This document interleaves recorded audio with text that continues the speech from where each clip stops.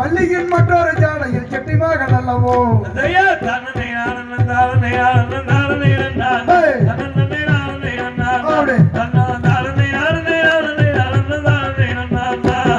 ஆறு மாறுவதும் ஆன இருபதும் ஆடி நடந்திடுவோம் ஆடி நடந்திடுவோம் அங்கே ஆனந்த பாடல்கள் வேலனை பாடியே ஊர்ந்து சென்றிடுவோம்